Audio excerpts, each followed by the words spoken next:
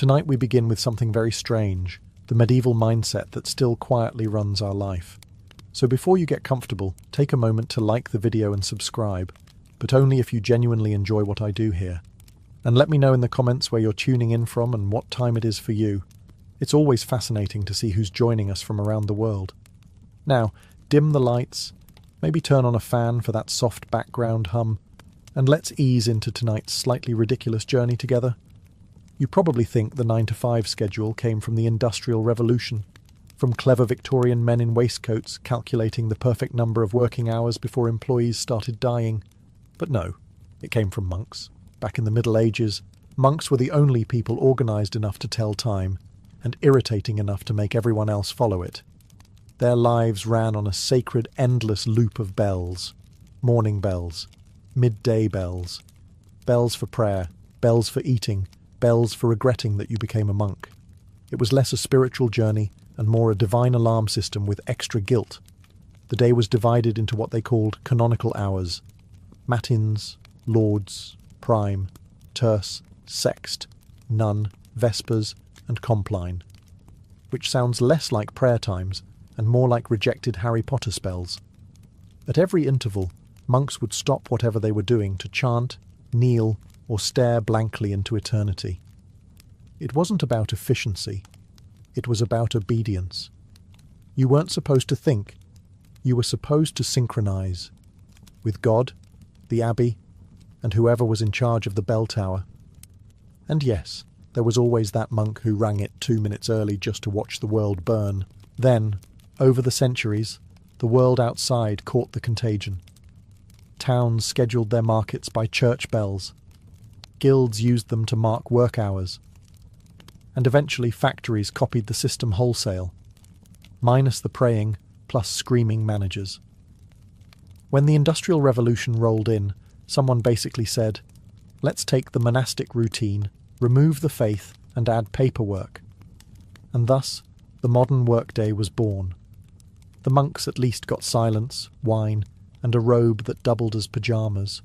You get fluorescent lights and Slack notifications. Even your lunch break has roots in monastic timekeeping. The sext hour, when monks pause to pray and maybe sneak in a snack before continuing their divine spreadsheets. So next time your alarm goes off at 7 a.m. and you drag yourself toward another day of labour in exchange for rent and mild back pain, remember, you're not modern. You're medieval, just without the chanting or the forgiveness. The 9-to-5 didn't evolve. It escaped the monastery, put on a suit, and learned to say, let's circle back on that. If you've ever sneezed in public and someone muttered, bless you, congratulations. You've just participated in one of humanity's oldest and dumbest reflexes. It's not politeness.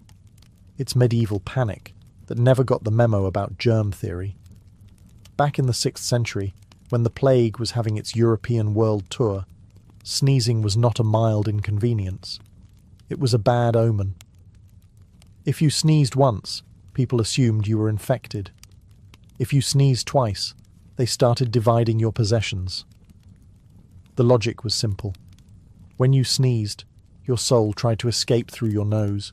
The devil, apparently lurking nearby, might seize the opportunity to snatch it mid-air. Enter Pope Gregory the Great, who in 590 CE decided that every sneeze needed divine intervention. He ordered the faithful to respond with, God bless you, effectively turning respiratory function into a team sport. Every bless you was an emergency prayer, a miniature exorcism for people with hay fever. The phrase spread faster than the plague itself.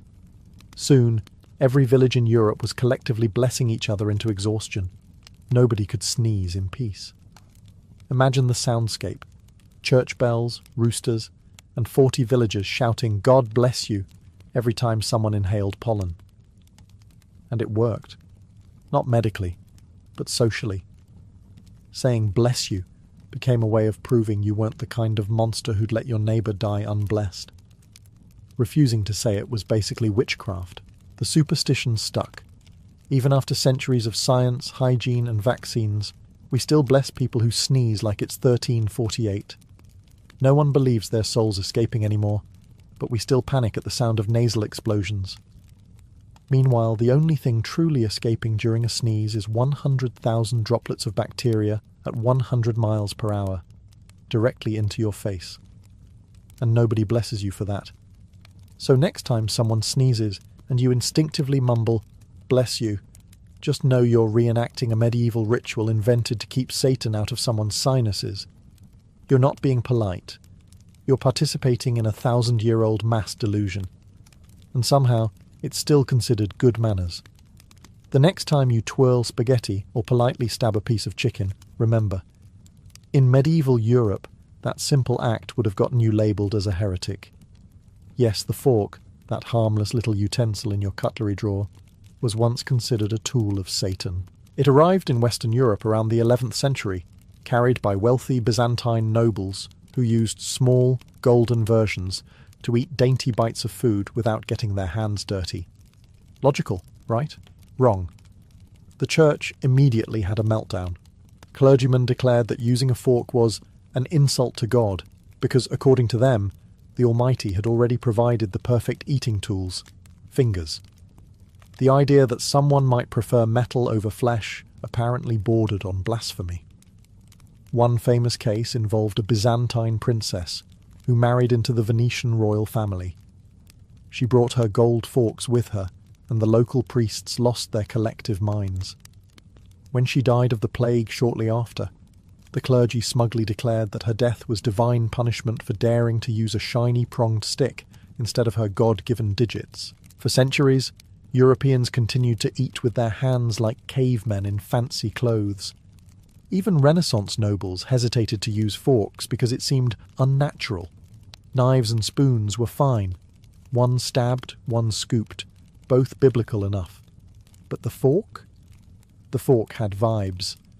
Ironically, people also started dying of foodborne illness because, shockingly, dirty fingers aren't hygienic.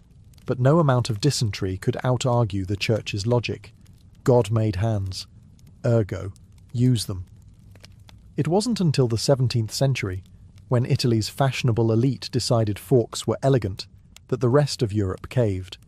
And as always, the English joined last, declaring forks effeminate until someone important used one in public. So, next time you sit at a table and politely twirl your pasta, know this. You're performing an act that was once seen as morally questionable. The medieval church fought against sanitation, elegance, and table decorum, and lost.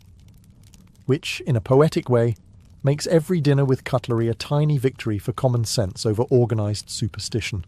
Or, as the priests would have called it, temptation served in silver. If you think bachelor parties today are chaotic, imagine them with swords. In the Middle Ages, before marriage was about love or shared Netflix accounts, it was a financial transaction. But even back then, men couldn't resist having one last night of poor decisions before signing their lives away. Thus was born the medieval stag night, the original bachelor party. Knights would gather in taverns or manors, drink ale until their helmets didn't fit, gamble away their horses, and loudly declare eternal loyalty to freedom, which usually lasted about 8 hours. These celebrations were supposed to honour the groom's transition into responsibility. In practice, they were an excuse to see how much mead a man could consume before falling into a moat. The stag symbolised virility and wildness, which is medieval for drunken regret.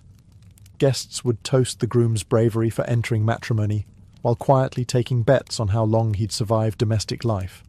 Someone would inevitably challenge someone else to a duel, and at least one man would mistake the bride's cousin for a barmaid. The church hated these parties, of course. Priests called them feasts of sin, which, to be fair, was accurate. They warned that drunkenness before marriage led to damnation. The knights, naturally, took this as a challenge. Over time, the tradition trickled down from nobles to townsmen, who replaced castles with taverns and armour with leather shoes. But the spirit remained. Eat, drink, and behave terribly, because tomorrow you're legally obligated not to. Even the morning after rituals were familiar.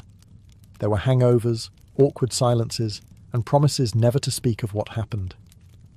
The only real difference between then and now is that medieval men didn't have smartphones to record the evidence.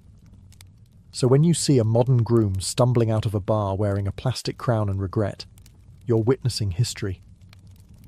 It's the same tradition, just without the swords, the plague, and the moral authority of a guy named Sir Geoffrey trying to juggle flaming torches while yelling, "For love!" Bachelor parties didn't evolve. They just downgraded from chainmail to matching t-shirts. And somewhere, a medieval monk is still praying for all of them.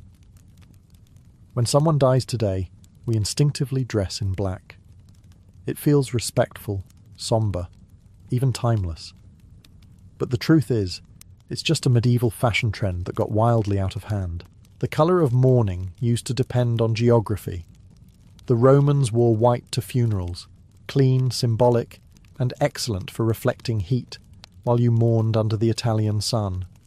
But medieval Europe looked at that and said, "No. Let's make grief depressing and stylish."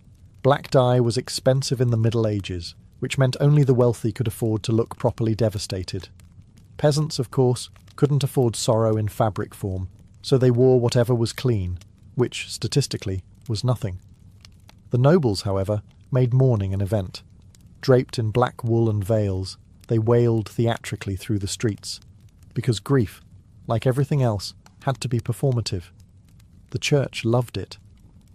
Black symbolized humility before God, and conveniently, it made the clergy's wardrobe choices look pious instead of lazy. Over time, the colour of mourning spread to every social class, because nothing says repentance like wearing something that absorbs both heat and despair. By the 14th century, black funerals were the ultimate power move. Kings died in black. Widows lived in black. Entire courts spent years in coordinated sadness. Queen Victoria later revived the custom centuries later by staying in mourning black for 40 years, a record-breaking emotional hostage situation. Of course, the colour eventually lost its religious meaning and just stuck. Now, we all show up to funerals dressed like accountants who misfiled eternity, because the Middle Ages decided grief needed a dress code. Ironically, the rest of the world didn't follow. In much of Asia, mourners still wear white, the colour of purity. In Africa, bright colours symbolise a life well lived. Meanwhile, in the West, we prefer to look like a collective tax audit for the dead. So next time you attend a funeral in black, remember, you're not channeling timeless reverence. You're just following a 1,000-year-old medieval fashion rule invented by rich people trying to look holy. And, as with all fashion trends, it's never really been about the dead. It's about proving you cared more stylishly than everyone else. Ah, the handshake. That sacred gesture of modern civility, professionalism, and the occasional bacterial exchange. It seems polite, friendly, even human. But its origins are, like most medieval customs, deeply suspicious. In the Middle Ages, people didn't shake hands to say hello. They did it to say, "Please don't murder me." Medieval Europe was a paranoid place. Everyone carried weapons, everyone owed someone else a debt, and everyone's cousin was plotting a coup. So when two men met, they'd extend their right hands to prove they weren't holding a dagger. The shaking part came later, a little theatrical jiggle to make sure no knife was hiding up the sleeve. It was less a greeting and more a mutual weapons inspection. Knights, merchants, and even kings used it, though usually with a sword hand, trembling from the effort of pretending to trust someone. And of course the left-handed minority, eternally suspicious, were considered untrustworthy simply because their sword was on the other side. Medieval logic, flawless as always. By the 16th century, it evolved into a formal greeting among gentlemen, replacing bows and the ever-popular, awkward silence. It became a sign of equality, a way of saying, we are both free men, capable of stabbing each other, but choosing not to. Fast forward a few centuries, and the handshake somehow became professional. Businessmen turned it from a survival tactic into a networking ritual. The same gesture once used to ensure neither party was hiding a blade now seals multi-million-dollar deals, which, let's be honest, are just the modern version of duels, only slower and with lawyers. Even the pandemic couldn't kill it. Doctors warned us to stop shaking hands, and humanity collectively said, No. We'd rather risk plague than look rude. A very medieval mindset, really. So the next time someone grips your hand too tightly at a meeting, remember what they're really saying. I come in peace. For now. The handshake isn't a symbol of trust. It's a fossil from an age when trust could get you stabbed. And given how business still works, maybe it hasn't changed that much after all. If you've ever been told to chew with your mouth closed, don't talk while eating, or stop licking the knife. Congratulations. You're practicing ancient survival techniques invented by medieval people who were tired of dying from dinner. See, table manners didn't start because someone wanted to appear elegant. They started because medieval dining was horrifying. Picture a long wooden table covered in greasy trenchers, basically edible plates made of stale bread, with everyone using the same knife, the same bowl, and the same fingers. You didn't have your own utensils. You had hope. There were no napkins either. The standard etiquette was to wipe your hands on the nearest dog or neighbour. Monks complained about guests wiping their greasy fingers on scripture. And yes, there were rules against spitting on the table, which implies someone had to invent that rule the hard way.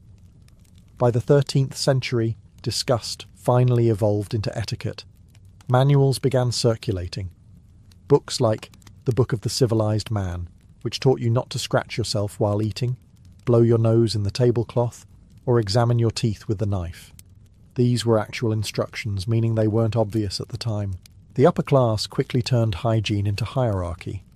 Peasants could eat with their hands, but nobles used manners to prove superiority, a sort of social fencing match using spoons instead of swords. Eventually, manners became moral. The church decided that proper behaviour at the table reflected a clean soul, because nothing says holiness like daintily slurping soup while believing in witchcraft. By the Renaissance, dining had turned from survival to performance. Banquets were less about eating and more about demonstrating that you weren't a barbarian. It was Instagram culture, but with trenchers. And yet, those same medieval rules are still with us. Don't burp, don't pick, don't shout. You're not doing them to look polite. You're doing them because, in another timeline, not doing them could have gotten you dysentery. You probably think the weekend was a modern invention, a triumph of labour unions, productivity science, or enlightened bosses who valued rest. Nope, it was invented by medieval peasants who wanted to stop working long enough to drink, pray, and occasionally remember what sunlight looked like. In the Middle Ages, there was no concept of a weekend. You worked until your body broke, then you worked slightly more. But the Church, in its infinite mercy, decided people should occasionally rest, not for health, of course, but to attend Mass and avoid sinning unsupervised. The church calendar was packed with feast days, sometimes up to 100 per year. These were religious holidays honouring obscure saints, the Virgin Mary, and occasionally events that sounded suspiciously like excuses for parties. Each feast day meant a day off work, free food, and the legal right to drink before noon. The nobility complained that peasants had too many holidays. One medieval bishop famously grumbled that the people work 1 day and rest 3. It's possibly the first recorded instance of a manager complaining about employee productivity. As the centuries passed, the Reformation trimmed the fat, literally cancelling dozens of saint days for being too fun. The Puritans, in particular, were horrified that people enjoyed resting, so they pushed for a stricter system. 1 mandatory day of rest, Sunday, which is how the Lord's Day slowly turned into your modern lazy day. Then came the Industrial Revolution. Factory owners noticed that overworked, miserable labourers kept breaking things, including themselves, so they reluctantly reintroduced rest days. Saturday afternoons were added later when someone realised workers who weren't exhausted made fewer accidents, like falling into machinery. By the 20th century, the 2-day weekend had become official. 1 day for God, 1 day for hangovers. So the next time you collapse into bed on a Saturday night, remember, you're enjoying a tradition born from medieval religion, refined by Protestant guilt, and perfected by capitalism's need to make you love Monday again. The weekend wasn't given to humanity out of kindness. It was a holy compromise between sin, survival, and scheduling. And somehow, we're still thanking God for it. When you slide on a wedding ring today, you're not just declaring eternal love, you're reenacting a medieval property exchange. In the Middle Ages, marriage wasn't about romance. It was an economic transaction with decorative vows. Love came after the paperwork, usually followed by regret and joint land management. The ring wasn't a symbol of devotion, it was a receipt. The origin of the ring goes way back to ancient Egypt, where circular bands symbolized eternity. The idea travelled through Rome, where men gave rings to women as proof of ownership. By the time it reached medieval Europe, the church realised this was excellent PR, a symbol of faithfulness that doubled as a legal shackle. The ring was placed on the fourth finger of the left hand because people believed a vein of love, the vena amoris, ran directly to the heart. This was complete nonsense. Medieval science also thought headaches came from demons and that leeches had medical degrees. But the myth stuck, mostly because it sounded poetic enough to justify the expense of gold. Weddings themselves were barely religious until the church got involved. Before that, it was common law. You said, "I do," in front of witnesses, shook hands, and boom, legally married. The church saw a business opportunity. Soon, only unions blessed by clergy were valid, and rings became mandatory props. And don't be fooled. Those early rings were rarely worn by men. For centuries, the ring was a one-way symbol, a woman's visible sign of possession, not partnership. Husbands didn't start wearing them until the 20th century, when World War II soldiers began sporting rings to remember their wives, or remind everyone they were taken, even overseas. Now, the wedding ring is everywhere. A tiny halo of metal that supposedly represents love, trust, and eternity, until someone forgets it on the bathroom sink. So when you glance at that band of gold, remember what it really means. Not eternal romance, not divine blessing. It's a medieval merger agreement that survived every cultural collapse since the Crusades. You're not wearing a symbol of love. You're wearing a 900-year-old contract with better branding. In the Middle Ages, the average person's home made a modern studio apartment look like Versailles. Walls? Optional. Doors? Overrated. Privacy? A myth. Most people lived in single-room houses shared with family, animals, and whatever spirits were haunting the rafters. The medieval idea of personal space was, please stop stepping on the chicken. But then came fabric, that miraculous technology that could hide things without building new walls. Curtains started as practical objects, heavy drapes to keep out drafts, flies, and nosy neighbours. But soon they evolved into social statements. Nobles began hanging thick embroidered curtains around their beds, not just for warmth, but for dignity. These bed hangings were like portable bedrooms, creating the illusion of privacy in a hall filled with servants, snoring relatives, and the occasional bard. If you were wealthy enough, your bed had curtains so grand they could double as stage sets. Some even had inner curtains, privacy from your own spouse, apparently. Guests slept in the same room, sometimes the same bed, so if you wanted to change clothes, pray, or cry dramatically, curtains were your only line of defence.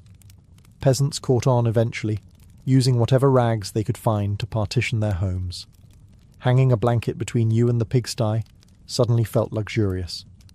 Curtains became the medieval equivalent of noise-cancelling headphones, mostly symbolic, mildly effective. Over time, the concept spread. Privacy became a social aspiration. By the Renaissance, curtains were everywhere, on beds, walls, windows, and egos. The wealthier you were, the thicker your drapes, and centuries later we still do it. We draw our curtains at night as if we're hiding from the Inquisition, not the neighbour's porch light. We buy blackout curtains, thermal curtains, and privacy shears, proof that we've upgraded the fabric, but not the paranoia. So next time you close your curtains before bed, remember, you're reenacting a medieval ritual to protect yourself from judgment, gossip, and cold air. The only real difference is that your neighbours probably aren't watching. Probably. When you hear "God Save the King," you probably think of national pride, a dignified anthem sung by loyal citizens. But in the Middle Ages it wasn't about patriotism at all. It was an exorcism. The phrase began as a protective prayer, a kind of spiritual insurance policy for monarchs who had the life expectancy of a ham sandwich at a jousting tournament.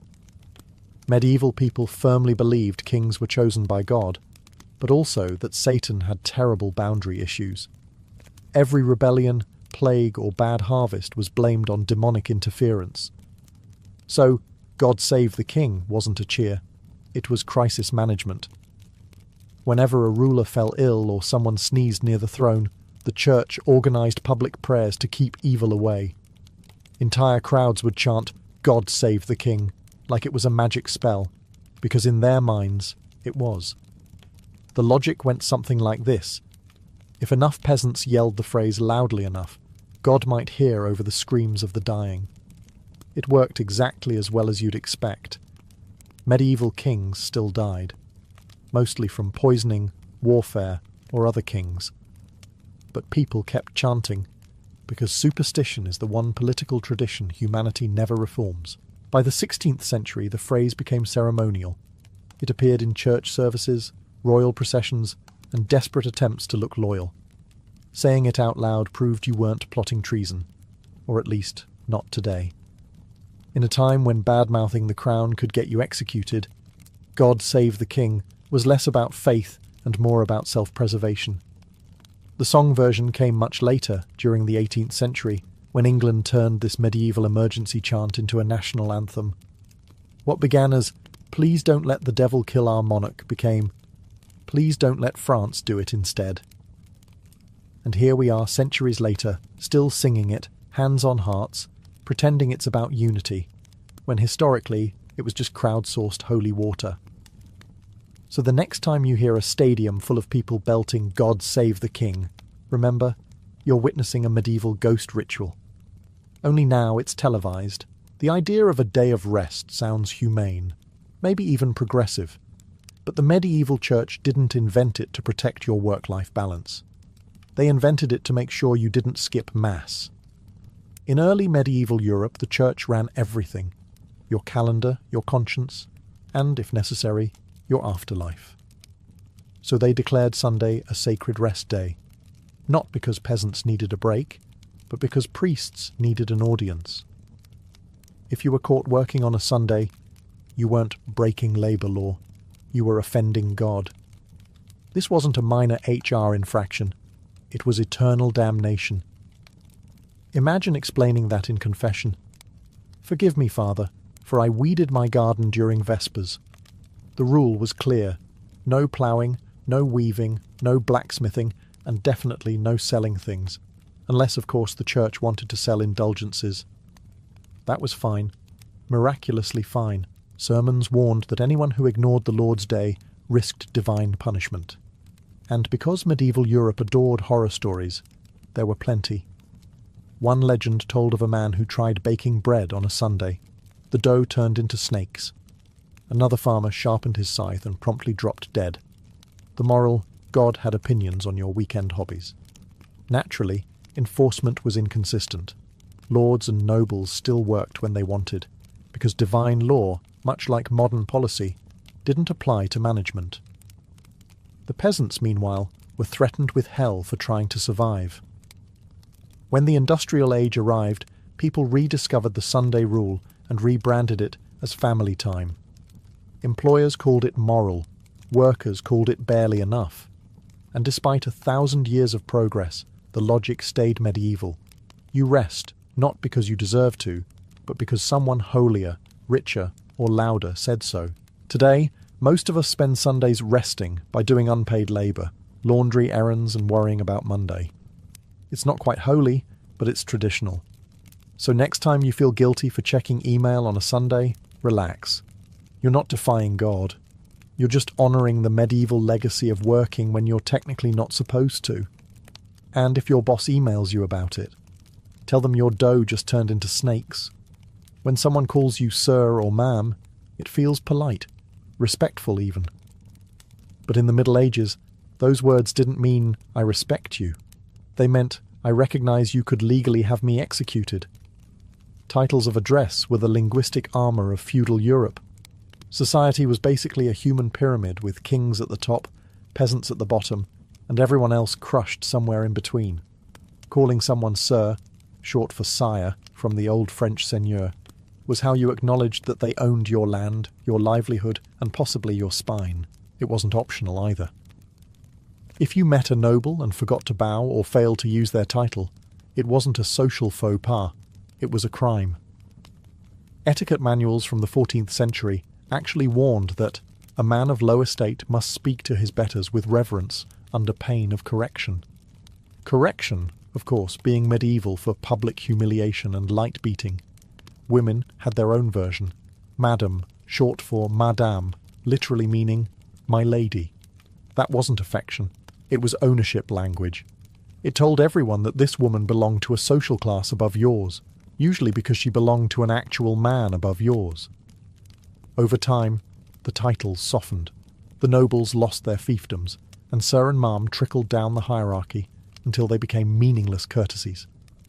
Today, we use them for cashiers, customers, and people who block the grocery aisle. Small verbal nods to a social order that technically doesn't exist anymore, but emotionally still does. Americans use them to sound polite. The British use them to sound superior. And in the South, Sir and Ma'am can mean anything from genuine respect to the verbal equivalent of a slap, depending on tone. It's linguistic evolution in action, feudal submission repackaged as customer service. So the next time someone calls you Sir or Ma'am, remember, you've just been addressed like a medieval landlord. You didn't earn authority, you inherited vocabulary. And when you say it to someone else, you're not being polite. You're just reenacting feudalism, with better manners and worse tips. If you've ever waited in line for a permit, signed a form that needed 3 other signatures, or emailed someone just circling back, you owe that experience to the Middle Ages. Bureaucracy, humanity's favourite way to look organised while doing absolutely nothing, was a medieval invention.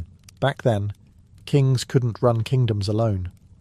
They needed literate people who could write down who owed taxes, who owned land, and who had been executed recently.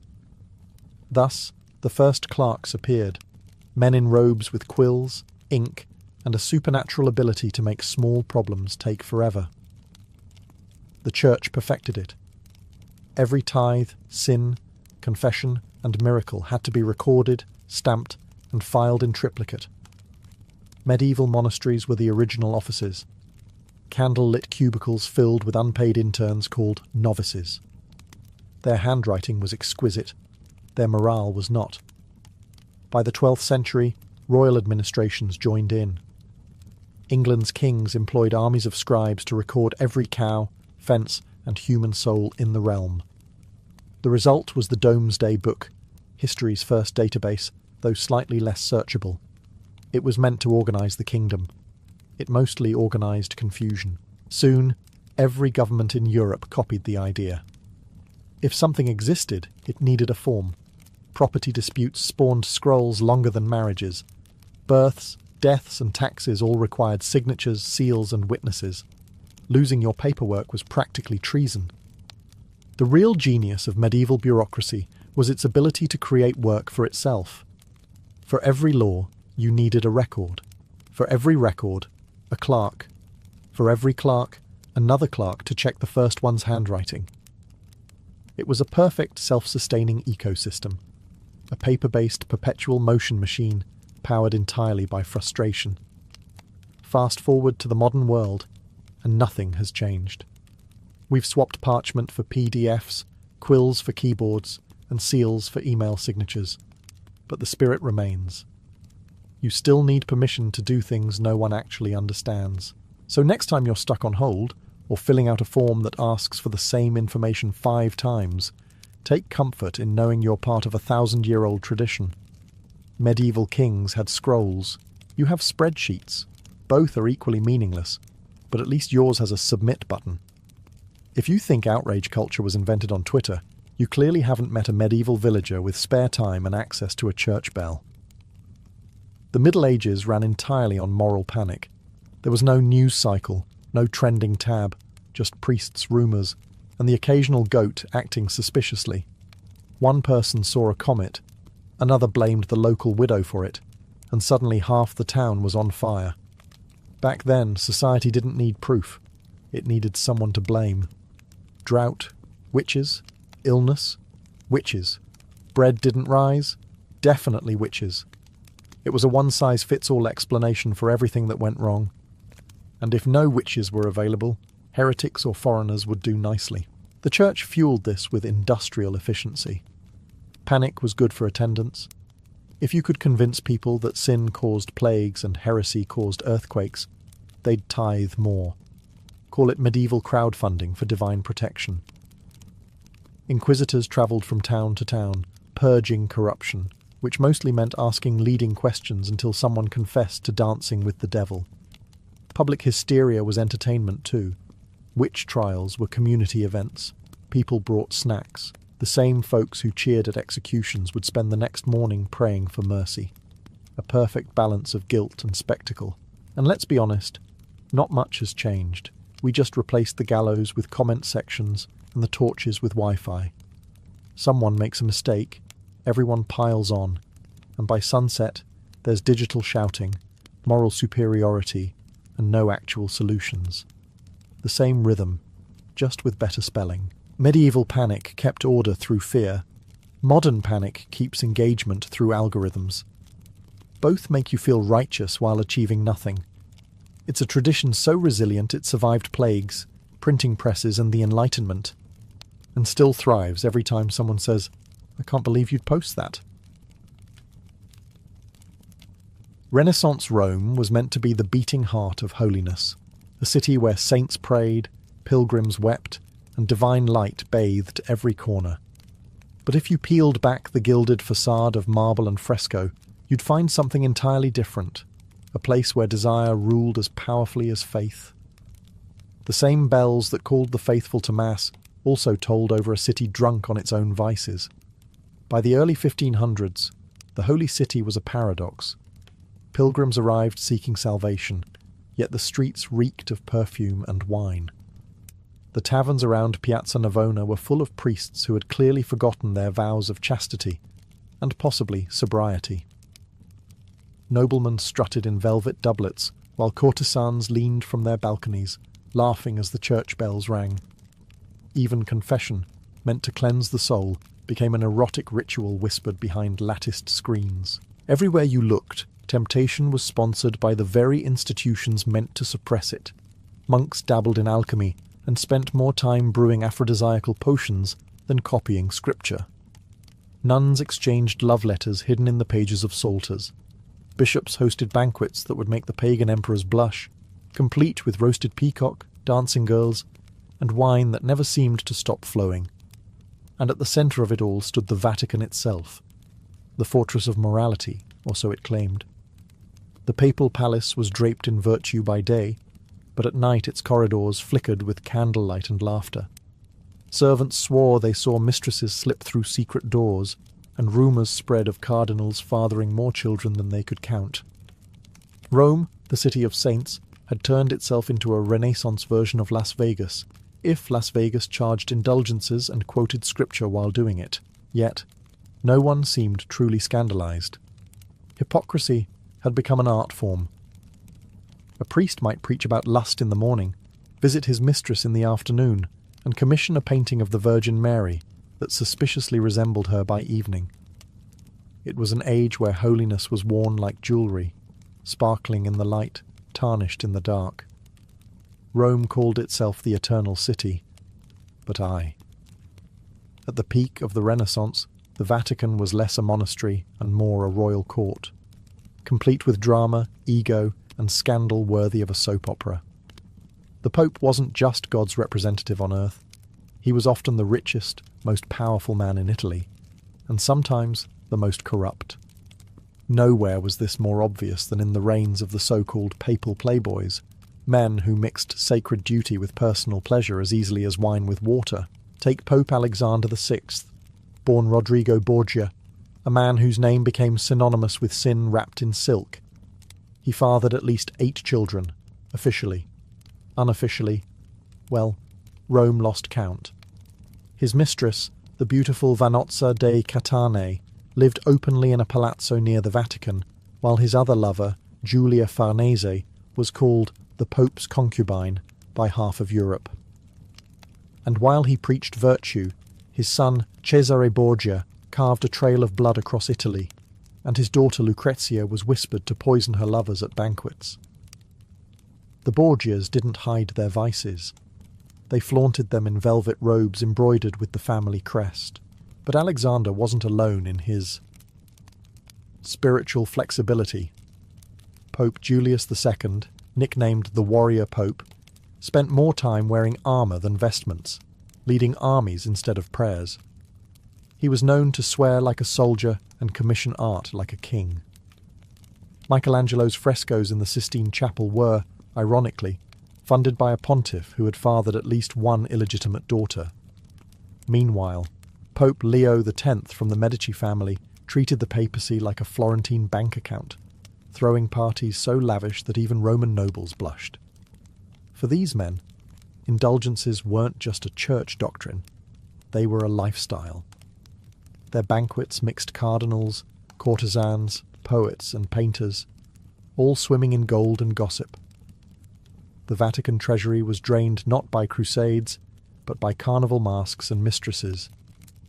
And yet, the faithful kept donating, believing the Pope to be the moral anchor of the world.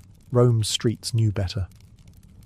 When a new Pope was elected, the people didn't ask for his holiness. They bet on his lovers.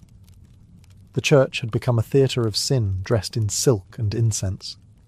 Behind every holy decree lay a heartbeat, lusty, ambitious, and entirely human. If the popes were the kings of sin, then the courtesans of Rome were its queens. They were not the back-alley kind, but the glittering elite, the so-called cortigiane oneste, honest courtesans. Honest, of course, in the same way a wolf is honest about wanting sheep. These women could quote scripture in one breath and recite Ovid in the next, wearing gowns that could bankrupt a cardinal and jewellery that probably already had. One of the most infamous was Imperia Cognati, known simply as La Divina Imperia. Her name alone struck awe and fear in noblemen. She entertained cardinals, artists and ambassadors in salons perfumed with incense and scandal. She wasn't just a beauty, she was an intellectual, a woman who could dismantle a bishop's argument about virtue while sipping Venetian wine. When she died, the city mourned her as if she were royalty. Even the clergy sent flowers, pretending it was out of Christian charity rather than fond memory. Then came Tullia d'Aragona, poet, philosopher, and rumoured lover of half the Vatican's secretaries. Tullia wrote essays defending women's right to pleasure, something that made priests choke on their communion wafers. Her home became a gathering place for artists and thinkers, where discussions about theology somehow always circled back to the topic of lust. These women navigated the dangerous game of Roman society like seasoned diplomats. In a city ruled by men who preached purity but practiced indulgence, courtesans became the most cunning players. They knew every secret, every affair, and every whispered promise made in candle-lit confessionals. A well-placed word from a courtesan could ruin a career or ignite a papal feud. And they weren't just tolerated, they were necessary. When diplomacy failed, Rome sent not soldiers, but smiles. Noblewomen lived under surveillance, but courtesans moved freely, their charms serving as unofficial ambassadors. Behind their painted lips and jewelled corsets, they held the true intelligence network of the Renaissance. Ironically, these sinners often showed more wit and dignity than their supposed moral superiors. They played the system that oppressed them and turned it into an art. While priests chased them in secret and poets immortalized them in verse, the courtesans of Rome proved that power didn't always wear a mitre. It sometimes wore a veil of silk. While priests and popes made headlines with their excesses, noblewomen of Renaissance Rome cultivated their own brand of scandal, one far more discreet but no less daring. These women lived in marble palaces gilded with virtue, yet their hearts and letters burned with passion. Marriage in their world was a political contract, not a romantic union. So, When a duchess found herself chained to a dull husband twice her age, the natural solution was a confessor, one who listened very carefully and on occasion stayed the night. Among the whispered legends was Vittoria Colonna, celebrated poet and widow of a nobleman who died on the battlefield. Her piety made her a darling of Rome's religious circles, yet her friendship with Michelangelo raised eyebrows that never truly lowered. Their correspondence, filled with spiritual longing and poetic tenderness, walked the razor's edge between divine love and forbidden desire. The Church called it Platonic. Rome called it obvious. Others were far less subtle. The Orsini and Farnese women, names that carried weight equal to the popes, used their beauty and influence to entangle cardinals, artists, and ambassadors alike. Their salons became theatres of flirtation, where poetry, music, and philosophy were simply pretexts for seduction. Affairs were conducted with coded letters, saintly portraits that concealed miniature love notes, and the occasional pilgrimage that conveniently led to a lover's villa outside the city walls. But discretion was survival. If a nobleman's indiscretion could be excused as vigorous temperament, a woman's could be punished with exile, or worse. That didn't stop them. Many noblewomen mastered the art of looking holy while living wickedly. They went to confession daily, ensuring their sins never piled up too high, and dressed modestly in public, while hiding embroidered bodices beneath their cloaks. Behind every painted virgin on a palace wall, there was a story of guilt and hunger. And while the Vatican thundered about purity, Rome's noblewomen wrote sonnets about passion. They knew the game: sin quietly, repent beautifully, and never get caught.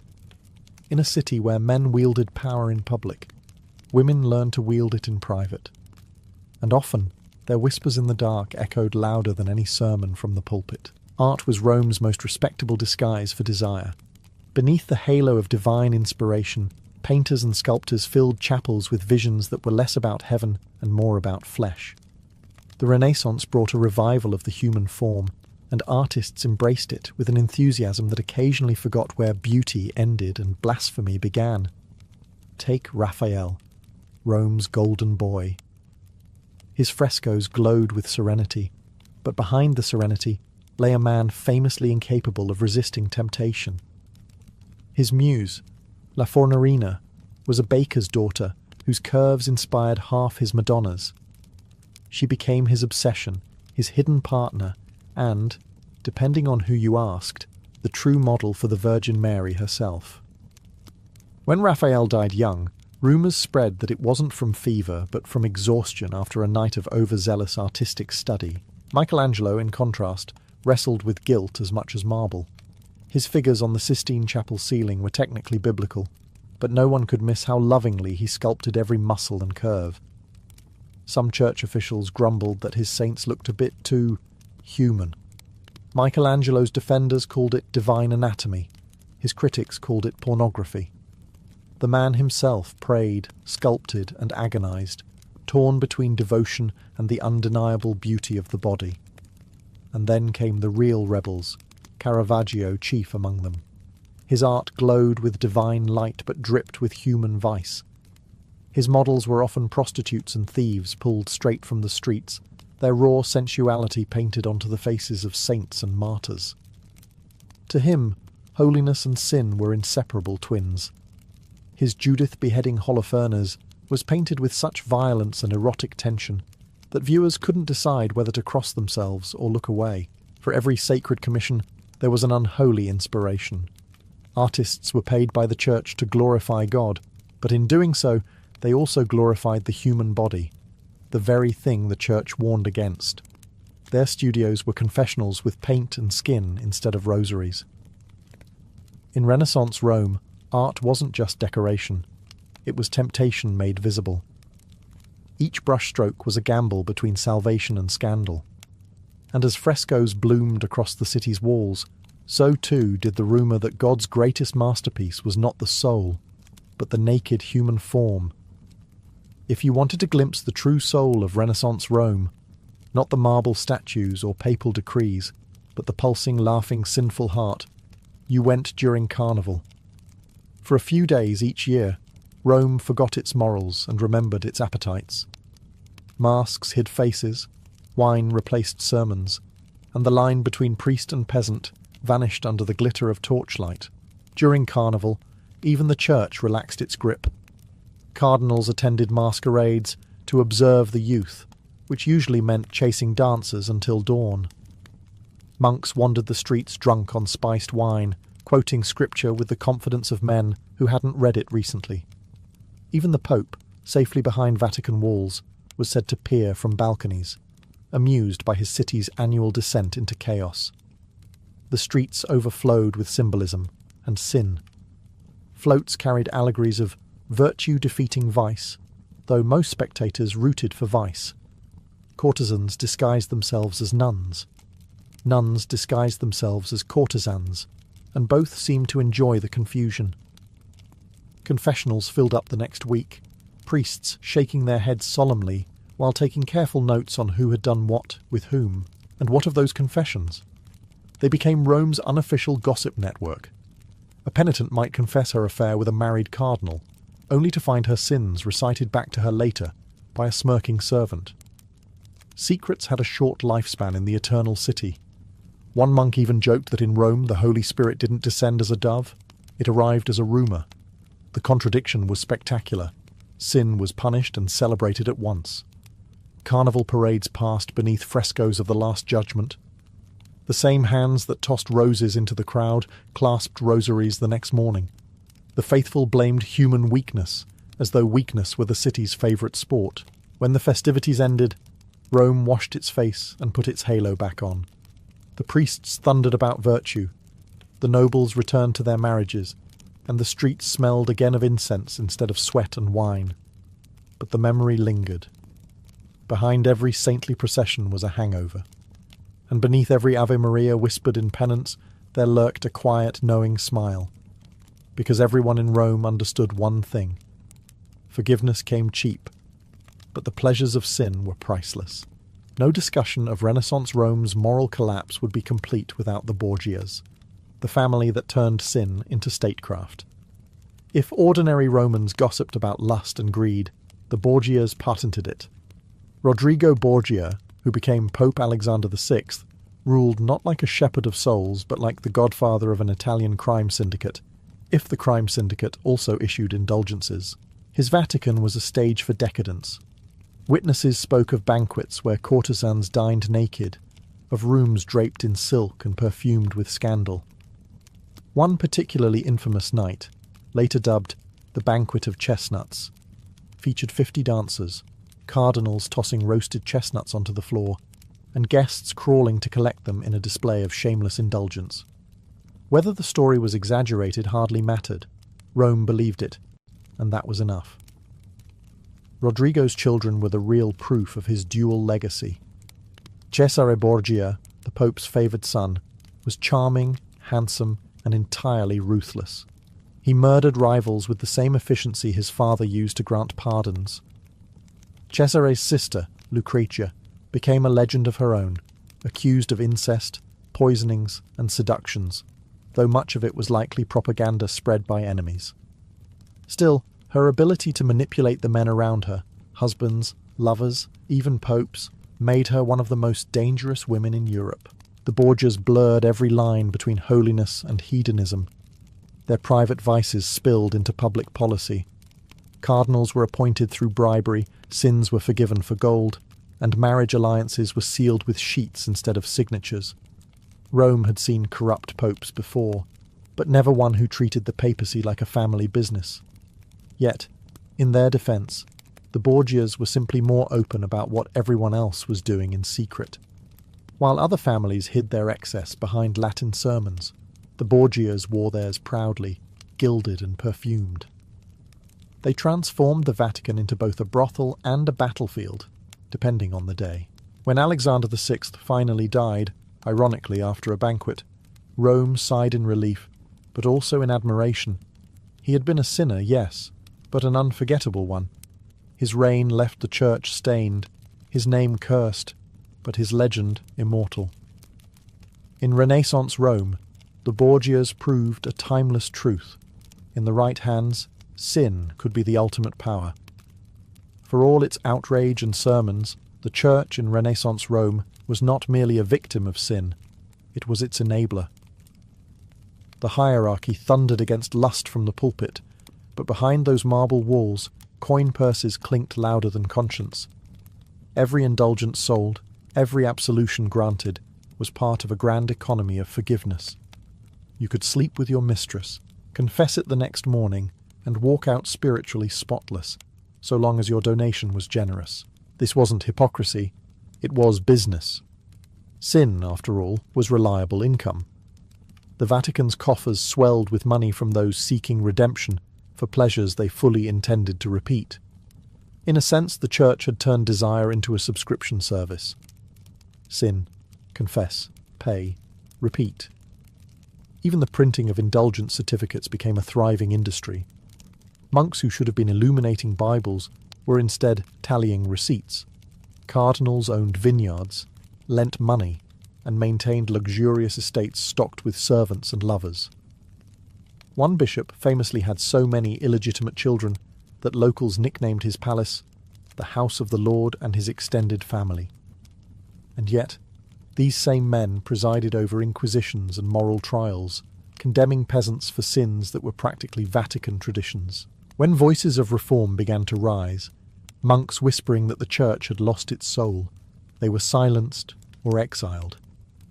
It was dangerous to accuse God's representatives of acting like merchants. Still, rumours of papal indulgence and debauchery spread faster than any decree. Even the faithful began to smirk when priests warned against temptation. They'd seen too many sermons end at the local tavern. The irony was divine. The more the Church preached against sin, the more it depended on it. Without lust, greed, and guilt, half of Rome's economy, and the other half of the Vatican's, would collapse overnight. Some tried to reform the system from within. A few honest friars denounced the corruption, only to be ignored, reassigned, or mysteriously found ill. Others simply accepted that Rome's holiness was theoretical at best. As one weary priest wrote in his diary, "We do not live in the city of God, but in the city God pretends not to see." And so, under 1,000 candles and painted saints, the Church continued its divine performance, half prayer, half indulgence, wholly human. By the end of the Renaissance, Rome had perfected the art of pretending to be holy. Every street corner boasted a shrine, every family a confessor, and every sinner a polished excuse. Virtue was no longer a condition of the soul, it was a costume. The city wore it proudly, stitched with silk, pearls, and just enough incense to mask the stench of hypocrisy. Men strutted into church with prayer books in one hand and love letters in the other. Women crossed themselves at Mass while discreetly meeting their lovers' eyes 2 pews away. Artists painted angels with the faces of their muses. Popes commissioned altarpieces to atone for the feasts they'd hosted the night before. Everyone in Rome was a performer, and the theatre was divine. The clever ones understood the game. You didn't have to be virtuous, you just had to look virtuous. A tear at confession, a generous donation to the poor, a pious expression when someone mentioned sin. Reputation was the currency of the city, and everyone guarded theirs with more care than their soul. If you sinned discreetly, you were human. If you were caught, you were damned. Even morality itself became fashionable. Religious relics were traded like jewellery, pilgrimages became social events, and charity was the Renaissance version of public relations. When noblemen sponsored new churches, it wasn't for salvation, it was for status. A fresco of the Last Judgment could cleanse your legacy faster than 1,000 prayers. The Vatican called it faith, Rome called it strategy. And yet, amid all this duplicity, there was something almost poetic. The city was corrupt, yes, but alive. Passion and hypocrisy danced together in perfect rhythm, giving birth to art, architecture, and ideas that still captivate the world. For every sin whispered in the dark, a masterpiece was born in the light. In the end, Renaissance Rome was not simply wicked, it was human. It showed the world that the holiest men could desire, that the most pious women could dream, and that beauty could grow from the soil of corruption. The Eternal City survived its scandals because deep down it never sought perfection. It sought immortality. And in that pursuit, even sin became sacred. You weren't born into fame. You were born into dust and horse sweat. The stables were your cradle, the sound of hooves your lullaby. In the Roman world, charioteers didn't come from noble bloodlines. They came from chains. Most aurigae were slaves, prisoners of war, or poor freedmen with more scars than coins. But that didn't matter. Because in the Circus Maximus, even a slave could become a god, if he survived long enough to cross the finish line. From the moment you could walk, you learned to run alongside the horses. They were your only teachers, impatient, powerful, and merciless. The trainers barked orders, whipped reins, and told you the truth every boy dreaded to hear. The sand will drink your blood before the crowd ever remembers your name. But you didn't listen. You had a hunger sharper than fear. Every morning began before dawn. You'd shovel dung, brush manes, and carry buckets until your arms trembled. And when the trainers weren't looking, you'd sneak into the empty track, feeling the silence of the circus as if it were watching you. You'd imagine the stands filled with thousands of Romans, cheering, jeering, wagering everything they owned on your death or victory. It wasn't faith that kept you going. It was pride. Pride and the dream that, for a few blazing minutes, all of Rome would see you. The Circus Maximus was the beating heart of the empire, more powerful than any temple, louder than any Senate debate. 200,000 spectators, their voices thundering through the marble seats. Men screamed, women fainted, and fortunes were won or lost in the time it took to complete 7 laps. No other stage offered such madness, or such glory. At night, you'd lie awake in the stables, staring at the oil lamps flickering against the walls. Somewhere in the distance, the noblemen slept in villas. But here, among the smell of straw and sweat, heroes were made. You didn't know if you'd die beneath the hooves or rise above them.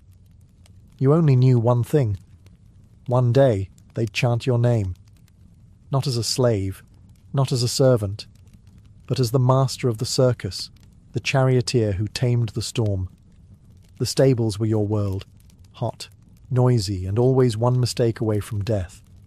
You served the factions, the racing teams of Rome, each as fierce as a legion. There were the blues and greens, the reds and whites, 4 colours that divided the empire more passionately than politics or war. Every Roman had a side, from slaves in the taverns to senators in togas. The circus wasn't just entertainment, it was religion. And you were about to be its priest. You began as a stable boy, a shadow among giants. You brushed horses until your hands blistered, fed them barley mixed with wine, and learned to read their moods the way a soldier reads an enemy. These weren't ordinary beasts. They were athletes, warriors in harness, Spanish stallions, Nubian mares, Cappadocian chargers, creatures so expensive that emperors fought over them. They were sacred and savage in equal measure. But danger bred discipline. Rival factions sabotaged each other constantly. Buckles loosened, harnesses cut, feed poisoned. A single accident could end a career, or a life. You slept lightly, with one hand near your knife and the other over the reins. To protect the horses was to protect your future. The Dominus Factionis, your team master, ruled the stables with an iron whip. He taught you that trust was weakness and hesitation was death. He'd slap your shoulder and say, "If the horses don't fear you, boy, the crowd won't respect you." And yet, you couldn't rule by fear alone. You had to earn the horses' loyalty, their heartbeats syncing with yours when the chariot roared forward. That bond was your only armour. At night, the stables came alive with murmured prayers. Drivers traced charms on the horses' foreheads, invoking Neptune, god of horses and the sea. Others offered wine to Fortuna, the goddess of luck, because skill alone wasn't enough.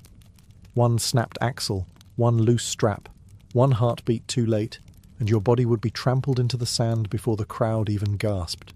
Still, you stayed. You endured the heat, the sweat, and the constant risk. Because every lap around the circus promised something more intoxicating than freedom, immortality, and you were willing to burn in those stables until the gods noticed your fire. Your first day behind the reins wasn't a race. It was a battle against terror. The chariot was lighter than it looked, a fragile frame of wood and leather balanced on knife-thin wheels. One wrong move, one stumble from the horses, and you'd be dragged to your death before anyone could shout your name. The trainers called it learning. You called it surviving. Every sunrise meant drills. You learned to stand upright while the chariot rattled over uneven ground, the reins wrapped not in your hands but around your waist. That way, you could steer with your entire body. But if you fell, you'd be dragged until you were pulp. It was the first and cruelest lesson. Mastery and death used the same knots. The horses were your partners and your executioners. You memorized every snort, twitch, and tremor. 4 horses, 1 mind. That was the goal. If one faltered, the others followed. If one bolted, all were doomed. You learned to whisper to them, to curse them, to pray with them. Their eyes, white with fire and fear, reflected your own. You didn't control them, you became them. Trainers barked insults, flung whips, and hurled amphorae when you failed. One old veteran, half deaf, half mad, told you that a true Auriga never blinks during a crash. You'll see splinters fly, blood spray, skulls crack, he said. But if you blink, boy, you'll miss your moment to live. He wasn't wrong. To simulate the circus, they'd unleash you into mock races, dust, shouts, and chaos. Rivals slammed into your chariot wheels, trying to splinter them. You learned to swing your whip not just at the horses, but at other drivers, striking their arms or faces. There were no rules in training because there were none in the arena. Survival was the lesson. By dusk, your muscles screamed, your hands bled, and your heart beat like a drum of war. But pain dulled, and something colder replaced it. A strange calm. You realized that fear was useless. The sand didn't care who lived or died. It only remembered who left their mark. That night, you fell asleep among the horses, your fingers still gripping an imaginary rein. You dreamed of thunder, hooves, wheels, and a crowd chanting a name you swore would soon be yours. The first time you entered the Circus Maximus, you didn't breathe. You shook. The noise alone could kill a man. 200,000 Romans roared like an ocean, their cheers rolling off the stone seats in waves. Trumpets blared, banners rippled, and the smell of sweat, dust, and roasted meat filled the air. It wasn't just a race. It was religion in motion. The gods of Rome were watching, and so was every gambler, thief, senator, and slave in the empire. You took your place in the starting gates, the carceres, where 8 chariots lined up like loaded arrows. The horses were wild, nostrils flaring, hooves clawing at the sand. You whispered their names like a prayer: Aquila, Nero, Pallas, and Flame, and tightened the reins around your waist. Across the track, the opposing factions glared. The Greens were favoured today, and the Blues, your team, were desperate for a win. The betters had already decided who should live and who should die. You just had to prove them wrong. The official dropped his cloth. A heartbeat of silence, and then chaos. The gates exploded open, and 8 chariots surged forward like unleashed gods. Sand flew, wheels screamed, and you leaned into the turn, your entire life balanced on 2 spinning wooden circles. The first corner was a battlefield. Drivers whipped their rivals, horses screamed, and the crowd howled for blood. You felt the jolt as a rival slammed into your wheel, trying to shatter it. You countered, guiding your team tighter around the spinner, the central barrier lined with statues of Neptune and dolphins. You brushed past them so close that salt water from the fountain splashed your arm. 1 lap down, 6 to go. The crowd's roar became rhythm, each cheer a drumbeat in your chest. You could feel their eyes on you, thousands of strangers whose love or hate depended on a single turn. For a fleeting moment you understood why men risked everything for this madness. Death didn't frighten you anymore, it thrilled you. When you crossed the line, you didn't know if you'd won or survived. The sand clung to your face like ashes, and your hands shook from the strain.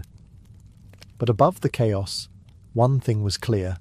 The crowd was chanting. Maybe not loudly, not yet, but you heard it. Your name, and it was only the beginning. Victory in the circus was intoxicating, louder than thunder, sweeter than wine. When you won, the crowd's roar swallowed you whole. Women tossed garlands, gamblers wept with joy, and the emperor himself might nod in approval. You'd return to the stables like a conquering general, your horses steaming with sweat and pride. For a slave or freedman, no triumph in Rome compared. In a single afternoon, you could earn what a soldier made in 10 years, and with victory came everything else. Fame, gold, desire. Patrons lined up to sponsor you, politicians sought your friendship, and poets immortalized your name on wax tablets. The city whispered about your skill, your luck, your supposed charm. Even noble women, bored of marble husbands and arranged dinners, sent you secret messages. To Rome, you were no longer a man. You were a myth with a pulse. But the higher you rose, the sharper the knives became. Jealousy was the second language of the circus. Rivals plotted accidents, fans rioted if their colour lost, and the same crowd that cheered you today would curse your name tomorrow. You learned to smile carefully and sleep lightly. Glory had a smell, and so did betrayal. Your winnings bought freedom from your master, but not from danger. Free men could race under their own name, and many did, until they died tangled in reins or crushed beneath horses. Statues were built for the lucky ones, but most orage ended up broken, their bodies buried in unmarked graves outside the city walls. Every lap you raced was a wager against the gods, and they rarely paid twice. And yet, no gold or safety could match the feeling of standing before the crowd. Your hand raised in victory, the laurel crown pressed against your hair. You'd look up at the marble stands, see the nobles who once ignored you, and feel their envy like sunlight. For a few stolen moments, you weren't a slave or a mortal, you were the pulse of Rome itself. Then you'd leave the track, still trembling from the speed, knowing that tomorrow could end it all. But as you brushed your horses and cleaned the dust from their manes, you whispered the same vow every charioteer made. Let me die fast, but let me die famous. Rome's heart didn't beat for emperors or legions, it beat for colours. Blue versus green, red versus white. These weren't just racing teams. They were tribes, cults, armies of passion that divided neighbourhoods and toppled reason. The city's loyalty was painted in pigments. A man might forgive an insult to his mother, but never to his faction. As a driver for the Blues, you wore their colour like armour. To the faithful, you were a hero. To the Greens, you were the enemy. Fans scrawled your name on tavern walls, sang songs about your victories, and started brawls over your honour. When you passed through the markets, mothers pointed you out to their sons. But you also learned to travel with a cloak pulled low, because in the wrong part of town, admiration could turn into assassination. The factions were more than sport. They were politics. Senators funded teams, emperors played favourites, and riots flared when races turned bloody. The Circus Maximus had its own kind of war diplomacy. A sabotaged wheel could spark street battles. A disputed victory could burn a district. When the Greens accused your faction of bribing an official, the city erupted. By nightfall, torches lit the forum, and the Tiber ran red with faction blood. Even the emperors feared the factions. They weren't mere fans. They were Rome's other army. Charioteers like you held the power to calm or ignite them. Once, after a string of your victories, the emperor himself invited you to dine in his palace. Not out of admiration, out of caution. He wanted to be sure your fame served the throne, not threatened it. You smiled, bowed, and toasted to Rome, pretending you didn't notice his guards tightening their grips. But among the rivalries, there was one face that haunted you, your counterpart in green, a charioteer named Felix. He was fast, brutal, and fearless. The crowd called him the Serpent. Each race between you wasn't a contest. It was war. You'd meet eyes at the starting line, each knowing only one would leave the circus alive that day. The colours, the cheers, the glory, it was all blood and illusion. Rome didn't love its heroes, it devoured them. And as long as the crowd demanded danger, the circus would feed them. One crash, one corpse, one colour at a time. The circus was beautiful from the stands, but from the chariot it was a slaughterhouse. Death came quick, loud and merciless. One snapped wheel, one frightened horse, and you were done. The Romans even had a word for it, naufragium, a shipwreck, because that's what a crash looked like. Wood splintering like waves, bodies flung into the air, and screams swallowed by the crowd's roar. You saw your first one at 16. The driver ahead of you misjudged the turn around the spiner. His wheel clipped the barrier, shattered, and sent his chariot spinning. The horses panicked, dragging him by the reins as his body bounced across the sand like a broken doll. You smelled the blood before you saw it. The crowd erupted, not in horror, but in ecstasy. Death was their favourite finish line. Every race was a gamble with fate. You learned to watch for the warning signs, the flicker in a horse's gait, the wobble of a rival's wheel, the tension in the reins. You trained yourself to react faster than thought, to steer by instinct when reason would freeze. The circus punished hesitation. A good charioteer died quick. A great one learned to make death his ally. The crashes were worse near the meta, the turning posts. Drivers fought for the inside lane, where victory lived and disaster waited. You hugged the curve so tight you could feel the marble scrape your axle. Too wide, and you'd lose the race. Too tight, and you'd join the wreckage. There was no in-between, only glory or ruin. Sometimes, when a crash happened behind you, the screams faded beneath the pounding of hooves. You never looked back. To survive, you had to be ruthless. Compassion was for poets and priests, not for men who raced the gods. You told yourself each crash was another sacrifice to Neptune, god of horses, and whispered a prayer that it would never be your turn. But every driver knew the truth. Luck was a rope that always frayed. One day, you'd feel it snap. And when it did, the circus would keep roaring, the crowd would keep cheering, and Rome would move on, its appetite for blood as endless as its thirst for speed. If death was always one turn away, fortune sat in the other. For the few who survived long enough, chariot racing was the quickest road from slavery to staggering wealth. Rome adored its winners with the same frenzy it used to crucify its losers. You began as property, but with every victory you became something rarer, a man who owned his fate. Your winnings grew faster than the crowds could shout your name. Bags of silver, laurel crowns, fine cloaks and golden goblets, spoils once reserved for generals, were yours. You bought your freedom first, then your house, then horses of your own. Men who once spat at your feet now bowed when you entered the tavern. Senators nodded to you in the forum, pretending they didn't remember your slave brand. You smiled, because you knew they did. Women followed too, some for love, most for legend. Courtesans, noble widows, even priestesses found reasons to pray with you. Fame turned everything you touched to excess. Banquets lasted until dawn, your name echoing in drunken toasts.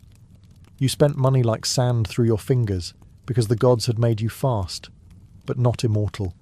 And yet, the higher you climbed, the lonelier the air became. Friends became flatterers, admirers became thieves. You learned that Rome didn't love you, it loved the myth of you, the man who cheated death, who tamed thunder, who could make the city forget its hunger for one glorious afternoon. Still, you couldn't stop. Fortune was a fever you couldn't shake. The circus was your temple, and each race another prayer to keep your luck alive. You invested in your own team, hired grooms, even trained younger drivers. Some called you Dominus Orige, Lord of the Charioteers. It sounded noble, but you knew better. Beneath the gold and applause, the same truth burned. Your empire rested on spinning wheels and frightened horses. At feasts, poets recited your name beside Hercules and Achilles. You laughed, but deep down the comparison chilled you. Heroes never lived long in Rome. They burned bright, then vanished. And you knew that one day, whether by age, accident, or envy, the circus would take back everything it had given. Fortune was generous, but she always collected her debts. Time caught every charioteer, no matter how fast his horses ran. Your hands, once strong enough to tame a team of stallions, began to tremble when you held the reins. The cheers that once lifted your soul now felt distant, as if muffled behind the roar of memory. You told yourself you'd retire after one more race, but the circus had a way of whispering, "Just one more." The younger drivers were faster now, reckless boys who raced as you once had, with no thought of survival. They called you veteranus, half in respect, half in pity. You watched them train and saw your own ghost in their eyes, hungry, fearless, doomed. The track hadn't changed, but you had. The same sand that once promised immortality now waited to swallow you. Still, the itch returned every morning.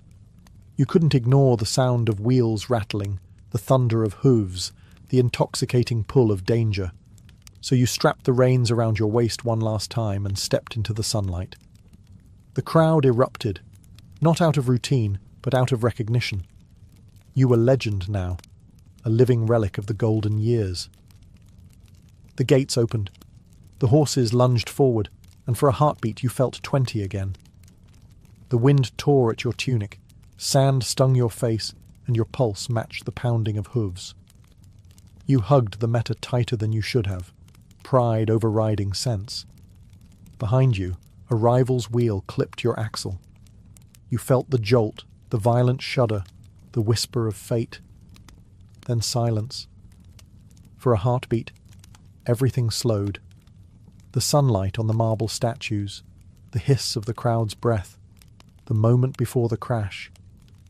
You didn't pray. You just smiled. You had always known the circus would take you this way. When the wreck came, the crowd roared, not in grief, but in awe.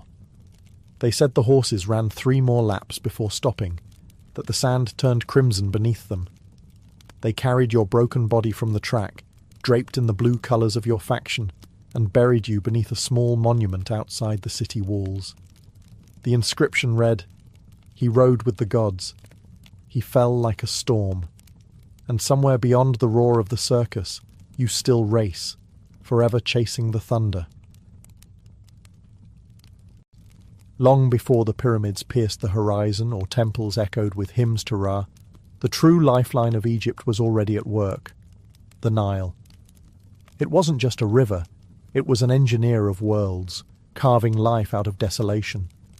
Each year, like clockwork, it rose from the heart of Africa, swelling with the rains of distant lands and spilling its gift across the parched valleys of Egypt.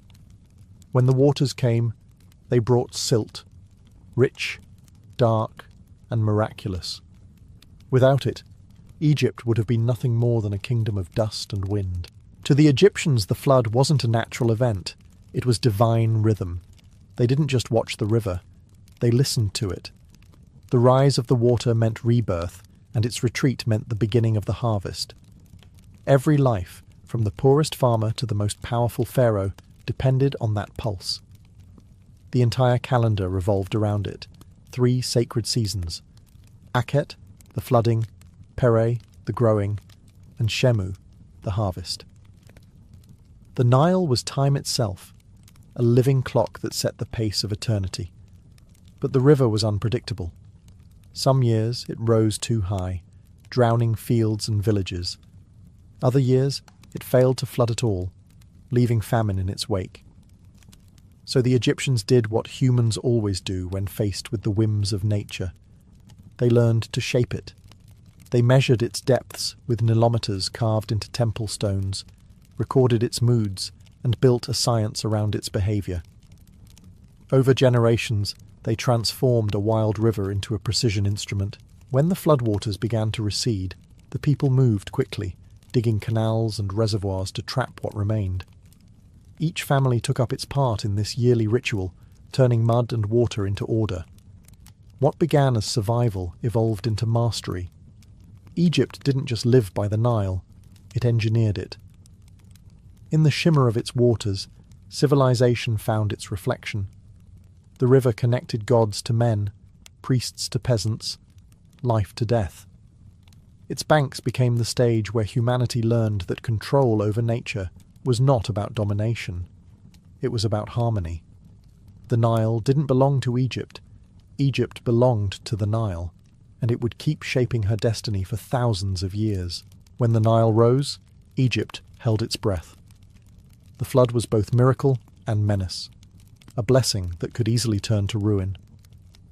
For centuries, survival meant predicting the river's moods, and so the Egyptians became mathematicians, astronomers, and engineers long before the words existed. They measured the world not by stars or empires, but by water.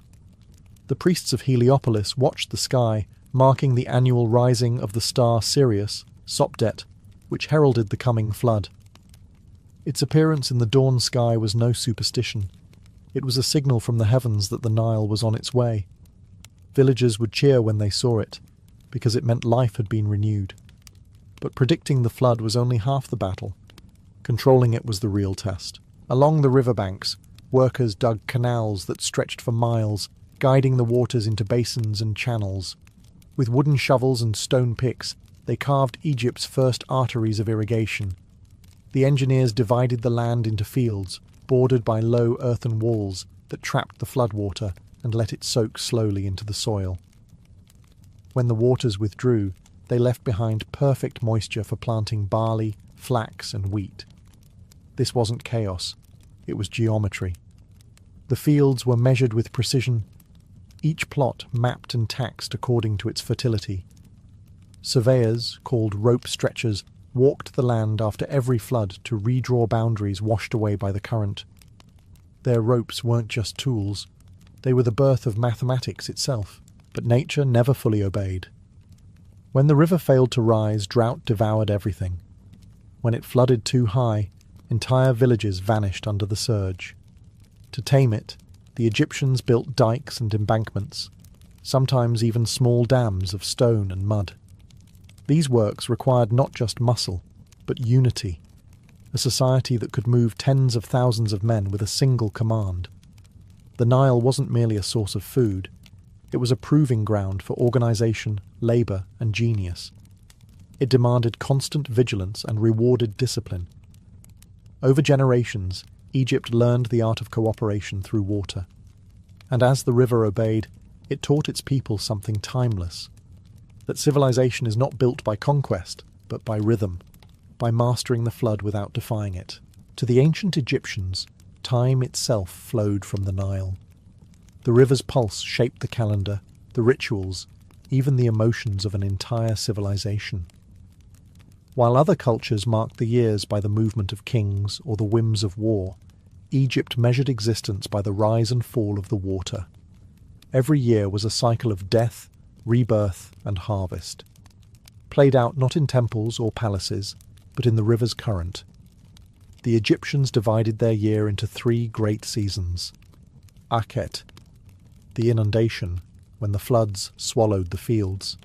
Pere, the growing season, when crops sprouted from the black silt. And Shemu, the harvest, when the earth gave back what the Nile had promised.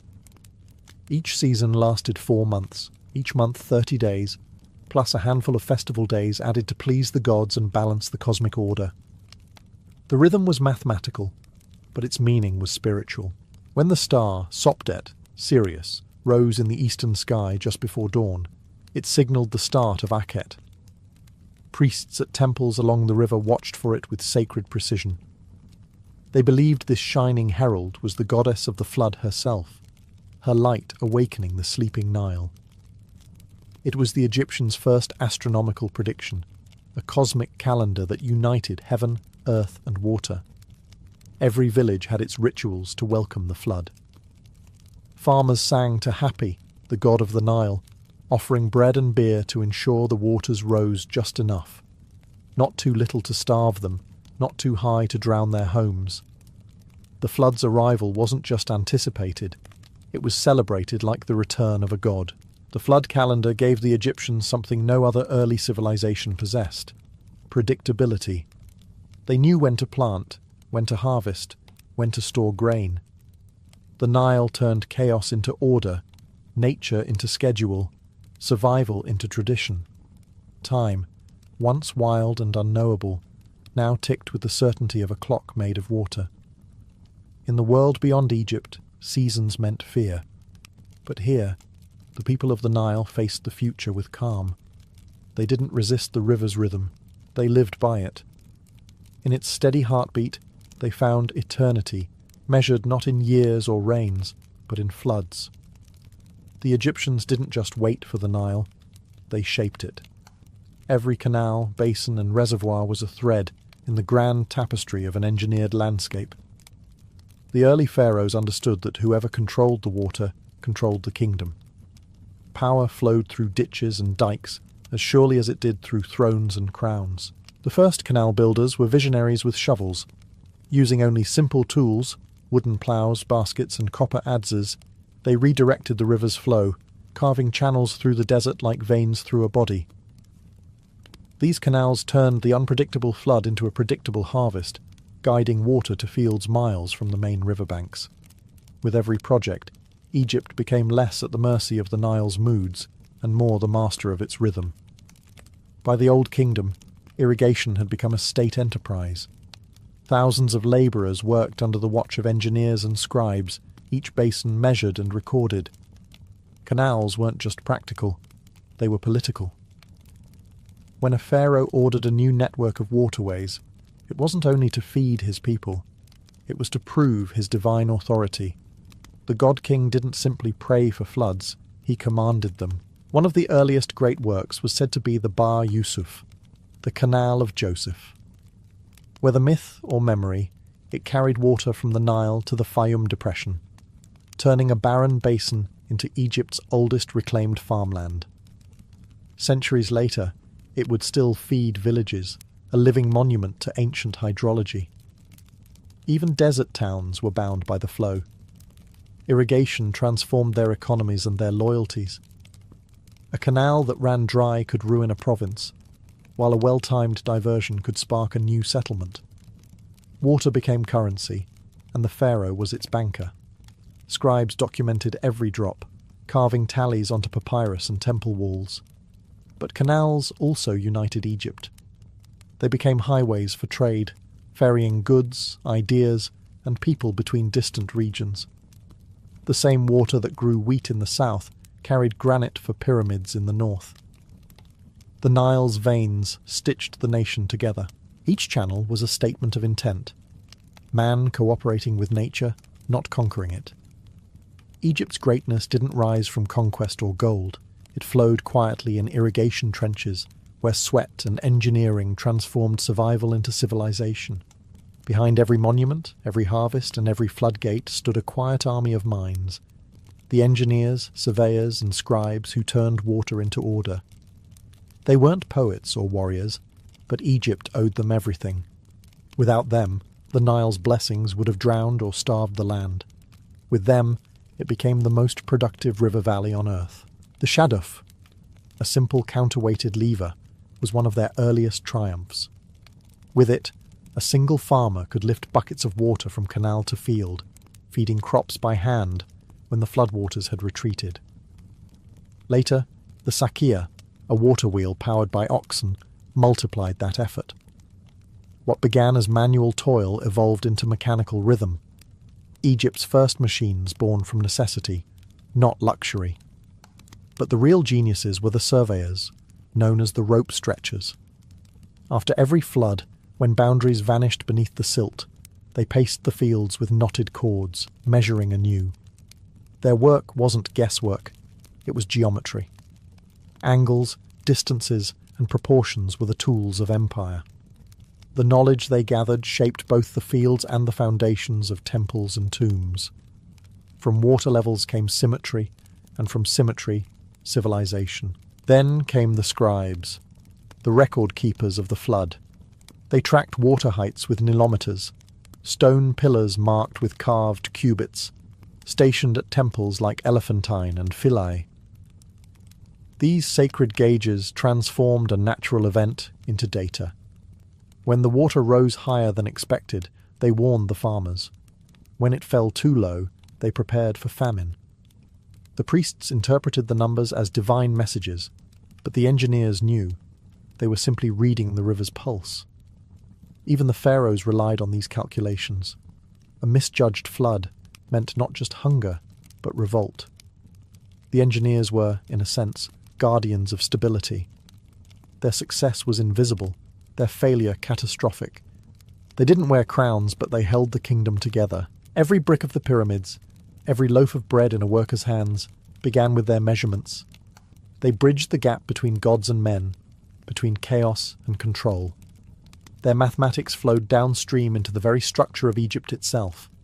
In a world ruled by divine order, they were the quiet priests of precision, the architects not of temples, but of life. To the ancient Egyptians, the Nile wasn't a river, it was a living god. Its floods were divine moods, its currents sacred speech. They called it Hapi, the bringer of abundance, the lord of fish and grain, the blue-skinned deity whose body ran through the veins of Egypt itself. Every drop of water was his blessing, and every drought his silence. When the flood came each year, priests led ceremonies at the riverbanks. Offerings of bread, beer, and flowers floated downstream, meant to please Hapi and coax him into generosity. In the temples of Thebes and Memphis, hymns were sung not to conquerors or kings, but to the river that sustained them all. "You flood the fields," they chanted. "You give life to all that lives. You are the god of bread." The flood wasn't chaos. It was divine order in motion, a proof that Ma'at, the universal balance, still governed the world. If the waters rose too high or too low, it was a warning that harmony had been broken. The pharaoh, as the earthly embodiment of Ma'at, carried the sacred duty of maintaining that balance. When the Nile failed, so did his legitimacy. The river wasn't just water, it was politics, theology, and prophecy woven together. Yet the Egyptians didn't fear the Nile the way others feared their gods. They revered it with familiarity, almost tenderness. They painted Hapi as neither male nor female, but both, fertile, round-bellied, generous. He symbolized abundance without violence, creation without conquest. Even death was tied to his gift. When the flood receded, the rich black silt it left behind was called Kemet, the Black Land. It was from this word that Egypt took its ancient name. Festivals marked the inundation's arrival like the dawn of a new year. Children danced in the streets, farmers sang as they repaired their dikes, and priests announced the rising waters with drums and incense. For a few precious weeks, Egypt was united, not by ruler or war, but by water. The Nile's rhythm wasn't simply agricultural, it was spiritual architecture. Each rise and fall was a heartbeat in the body of a god, and through that god, Egypt found immortality.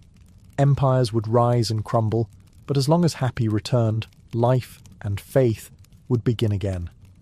Every summer, as the Nile's floodwaters spread across Egypt, they carried a silent gift, fine, black silt. To the Egyptians, this was not mere mud. It was the river's voice, the language of creation itself. When the waters withdrew, they left behind a thin, glistening layer of life, rich with minerals from mountains far to the south. This black soil, Kemet, was the difference between feast and famine, between civilization and sand. The farmers knew its texture by touch alone. A handful of Nile silt, smooth and dark, was worth more than gold. It grew wheat, barley, flax, papyrus, everything that fed both body and empire. Each family had its plot, marked by ridges of earth that trapped the water. Once the floods receded, oxen ploughed the damp fields, and workers cast seeds into the gleaming mud. Within weeks, the land erupted into green, a miracle so regular it felt divine. Scribes recorded each year's yield, comparing it to the height of the flood. From these notes, patterns emerged. Low floods meant thin harvests and rising grain prices. Generous floods meant surplus and stability. Over centuries, this quiet observation became science. Egyptian farmers didn't just plant, they forecasted. They learned to listen to the silt, to read its weight, colour, and spread. The texture of the soil even shaped Egypt's cities. Villages rose on higher ground to escape the floods, while fields stretched in long ribbons along the riverbanks. The narrow green valley, hemmed in by desert, created a sense of focus, a civilization perfectly balanced between chaos and order. Each year, the Nile erased and redrew the landscape, forcing Egypt to adapt, to rebuild, to remember. In a way, the flood wrote history. Temples and tombs were built of limestone, but the foundation of Egypt's story was mud, wet, black, eternal. Even the pigment on their frescoes came from the same silt that nourished their crops. The Nile wasn't just feeding Egypt, it was painting it.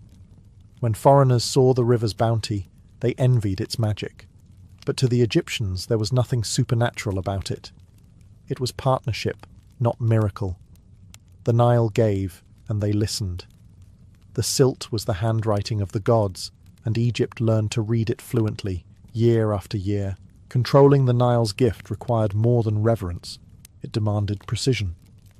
The Egyptians turned their worship into engineering, transforming the natural flood into a system of managed abundance. What began as simple canals grew into a network of hydraulic machinery that stretched from the delta to Nubia. It was a living circuit, where every basin, dike, and channel played its part in Egypt's grand equation of survival. At the heart of this system were the basin fields, vast rectangular enclosures bordered by earthen embankments.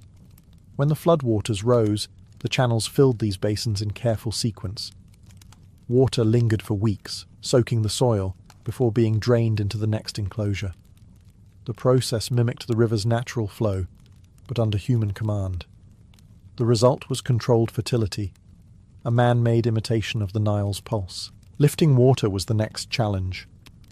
The shaduf, a counterbalanced lever with a bucket at one end and a weight at the other, revolutionized irrigation. With it, a single farmer could raise hundreds of litres of water a day from canals to higher terraces. Later came the sakia, a wooden wheel turned by oxen, its pots scooping and pouring in endless rhythm. These devices were simple but brilliant, powered by muscle and geometry rather than magic. Every flood season required coordination on a national scale. Labourers repaired dikes and dredged canals under orders from local governors, who reported to royal engineers in Memphis. The pharaoh's decrees flowed downstream like the water itself, ensuring that every village along the river contributed to the balance. A breach in one province could doom another hundreds of miles away. Even temples were part of the system. Priests used nilometers, vertical shafts with carved cubit marks, to measure water levels. From these readings, they could predict crop yields, tax revenues, and the empire's stability for the year ahead. Science, religion, and politics converged at the waterline. The Nile's machinery wasn't made of bronze or stone. It was made of people. Tens of thousands worked in synchrony, guided by the river's tempo. Egypt's true marvel wasn't a pyramid or a sphinx.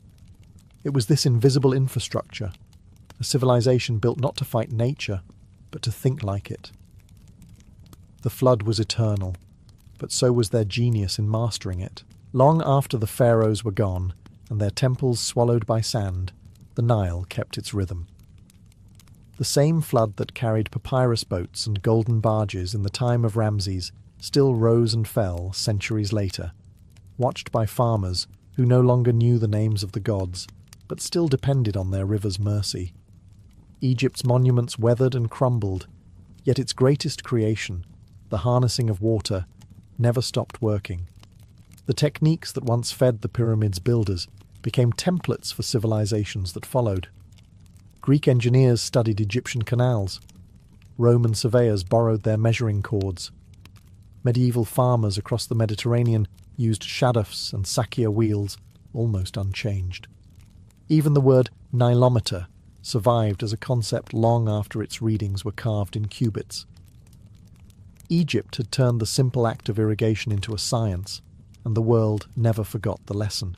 But the Nile's power was always double-edged. Too much control, and the river withered. Too little, and chaos returned. Later, rulers tried to command it the way the pharaohs had, with bureaucracy instead of divinity. But the balance was delicate. The British, centuries later, would build dams to regulate its floods, continuing a dialogue that began thousands of years before with baskets of mud and stone embankments. Even modern engineers in Cairo, studying satellite data and water flow, are heirs to those ancient surveyors who measured with ropes and stars. The true legacy of the Nile isn't in monuments or myths, it's in mindset. The Egyptians learned early that mastery of nature doesn't come through conquest, but through rhythm. They treated the flood not as an enemy to be defeated, but as a partner to be understood. Their success was measured not in conquests, but in continuity, the ability to keep life flowing year after year, generation after generation. Every civilization dreams of eternity. Egypt quietly achieved it through water. The same patterns of canals, crops, and villages seen from the sky today mirror those etched into tomb walls 3,000 years ago. The Nile still flows north, still leaves its mark in silt and shadow, still murmurs the same ancient promise: "Follow my rhythm, and I will make you eternal." In the end, Egypt's greatest monument wasn't carved from stone. It was engineered from the river itself.